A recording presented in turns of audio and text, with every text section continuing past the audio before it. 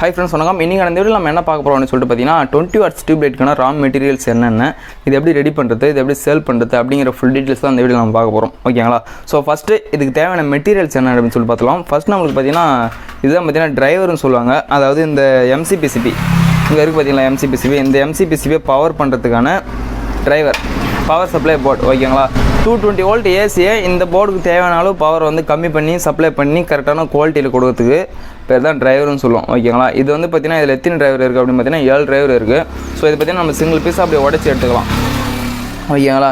இங்கே வந்து plus minus, அதாவது டிசி, அதாவது இந்த சைடு வந்து ஏசி நம்ம தரணும். ஓகேங்களா? ஏசி இந்த சைடு தந்தோம்னா இது டிசியாக மாற்றி இந்த சைடு கொடுக்கும். ஸோ அதுக்கான ஒயர் இது போர்டு. இது பேக் சைடில் ஒரு சில ஐசிலாம் கொடுத்துக்கிறாங்க பவர் கம்மி பண்ணுறதுக்கு, கரெக்டாக மெயின்டைன் பண்ணுறதுக்கான ஐசிஸ். இங்கே பார்த்தீங்கன்னா கெப்பாசிட்டி ட்ரான்ஸ்ஃபார்மர் அது இதுன்னு சொல்லிட்டு கொடுத்துக்கிறாங்க, எம்ஓவி ஃபியூஸ்லாம்.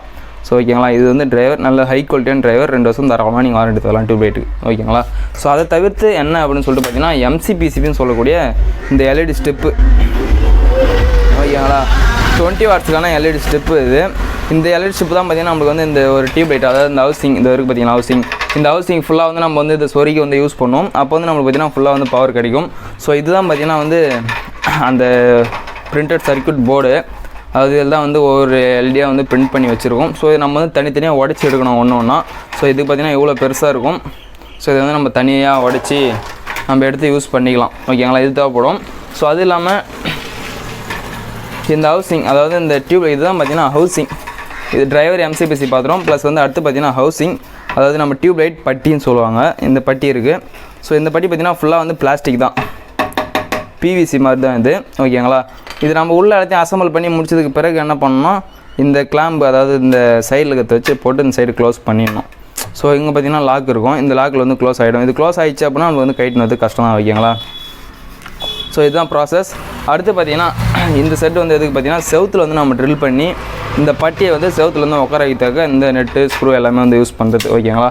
ஸோ அடுத்து நம்ம சேல் பண்ண போனோம் அப்படின்னா அதுக்கு தேவையான பாக்ஸஸ், அதாவது ஒன் சைடு, அதாவது டபுள் சைடு வந்து கவர் பண்ணிக்கும். ஃபுல் பாக்ஸ் கிடையாது, இந்த டபுள் சைடு மட்டும் சும்மா லைட்டாக கவர் பண்ணுற மாதிரிக்கான பாக்ஸ் இது.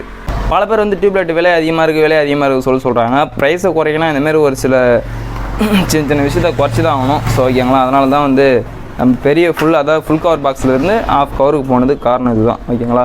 ஸோ இதில் தான் பார்த்திங்கன்னா நம்ம எல்இடி செய்யறதுக்கான மெட்டீரியல்ஸ், அது இல்லாமல் பார்த்திங்கன்னா டிரைவரில் கனெக்ட் பண்ணுறதுக்கான ஒயரு, MCPCயில் கனெக்ட் பண்ணுறதுக்கான ஒயரு, அதாவது ப்ளஸ் அண்ட் மைனஸ்க்கான ஒயர்ஸ். ஓகேங்களா? இதில் தான் தேவைப்படும். ஸோ இதுதான் பார்த்திங்கன்னா எல்இடி ஸ்டிப்பு, நல்ல பிரைட்னஸ், நல்ல லோமன் தரக்கூடிய எல்இடி ஸ்டிப்பு. தனித்தனியாக உடச்சி எடுக்கணும் இதை. ஓகேங்களா? ஸோ இப்போ எப்படி அசம்பிள் பண்ணுறது அப்படின்னு சொல்லிட்டு நம்ம பார்க்கலாம். ஓகே கைஸ், ஃபஸ்ட்டு ப்ராசஸ் என்ன அப்படின்னு சொல்லிட்டு பார்த்தோம் அப்படின்னா, இப்போ இதுதான் பார்த்தீங்கன்னா டியூப் லைட்டோட ஹவுசிங், பட்டின்னு சொல்லக்கூடிய ஹவுசிங்கு.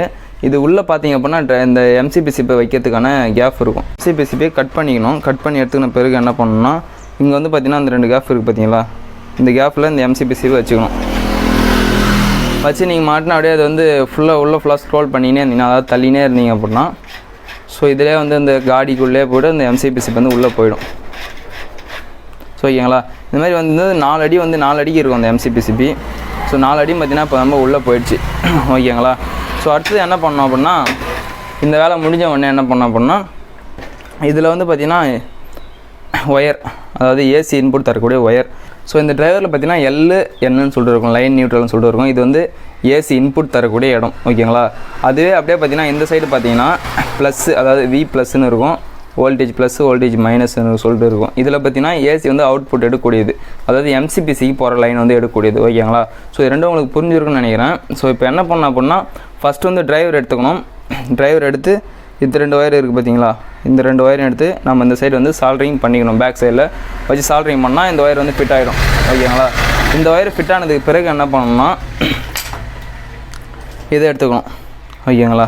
இந்த 2 ஒயர் எடுத்துக்கணும்.